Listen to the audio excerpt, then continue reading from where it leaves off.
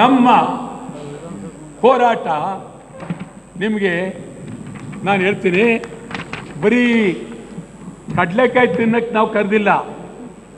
ಕಾವೇರಿ ನೀರು ನಿರ್ವಹಣಾ ಮಂಡಳಿ ತೀರ್ಪನ್ನು ತೀವ್ರವಾಗಿ ತಿರಸ್ಕರಿಸುತ್ತೇವೆ.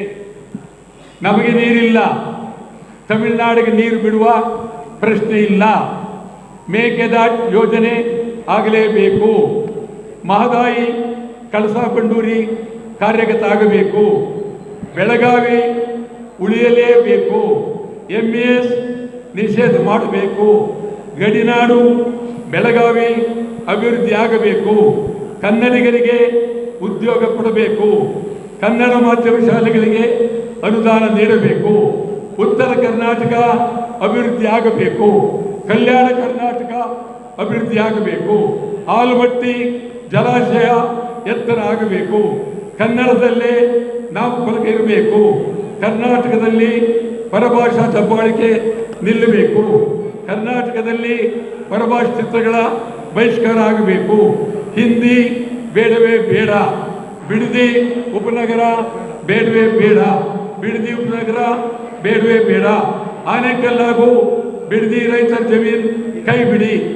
ಗಡಿನಾಡು ಅಂದರೆ ಕಾಸರಗೋಡು, ಹೊಸೂರು, ತಾಳ್ವಾಡಿ, ಅಕ್ಕಲಕೋಟೆ, ಸೊಲ್ಲಾಪುರ, ಮಡಕಶಿರ, ಇದೆಲ್ಲ ಬೆಳಗಾವಿ ಕನ್ನಡ ಪರ, ಹೊರಗಡೆ ಹೊರನಾಡು ಕನ್ನಡ ಪರ ಕನ್ನಡ ಸಂಘಗಳು ಬೆಳೆಯೋದಕ್ಕೆ ವರ್ಷಕ್ಕೆ 500 ಕೋಟಿ ರೂಪಾಯಿ ಅನುದಾನ ಇಡಬೇಕು.